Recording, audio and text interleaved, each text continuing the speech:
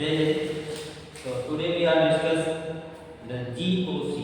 GOC in the chemistry. GOC. GOC means General Organic Chemistry. So first of all, we are know the all organic compound have the depend on the element of carbon mostly. So valency of carbon is equal to 4 because the atomic number of carbon 6 and atomic mass 12. जैसा कि हम लोग जानते हैं कि carbon की valency 4 है और इसका एटॉमिक नंबर जो होता है वो 6 है, एटॉमिक मास 12। तो हम लोग इसी पर बात करेंगे। सबसे पहले जीओसी में हम लोग हाइड्रोकार्बन की बात करेंगे। हाइड्रोकार्बन क्या होता है?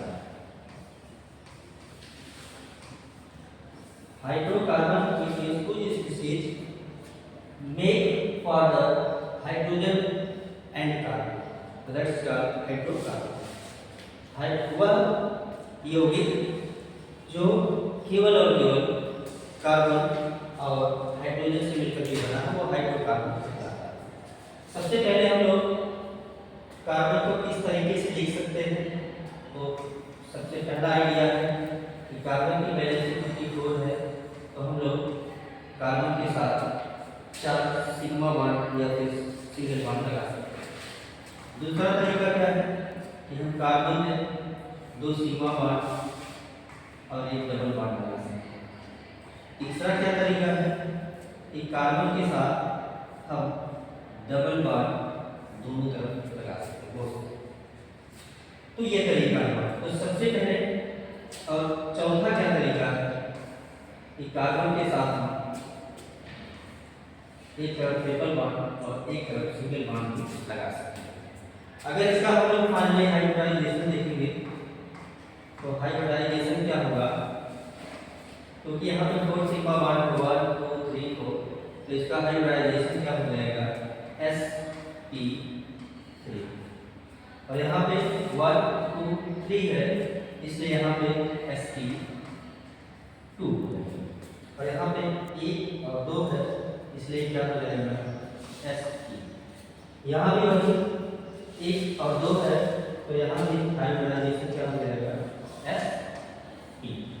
फाइनली अगर हम लोग इलेक्ट्रोनेगेटिविटी की बात करेंगे, इसकी ज्यादा होती है, तो इलेक्ट्रोनेगेटिविटी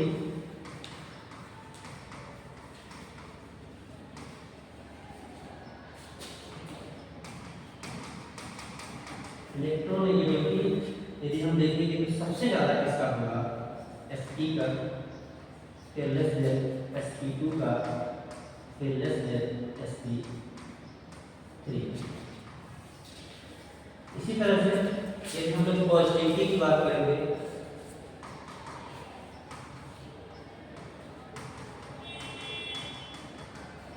तो पॉजिटिविटी का आर्डर क्या बनेगा? sp3 sp2 और sp। अब उसके बाद यदि हम लोग बात कर लेते हैं कि बॉन्ड एंगल, क्योंकि इसमें बॉन्ड एंगल पाया जाता है, इसी के अकॉर्डिंग हम लोग इसका ज्योमेट्री स्ट्रक्चर फाइंड आउट करते हैं। तो बॉन्ड एंगल भी हम लोग देख लेते हैं। बॉन्ड एंगल सबसे ज्यादा किसमें होगा? क्योंकि यहाँ पे s कैरेक्टर जिसमें ज्यादा होगा, s कैरेक्टर जिसमें ज्यादा होगा उसमें बॉन्ड एंगल ज्यादा पाया जाएगा।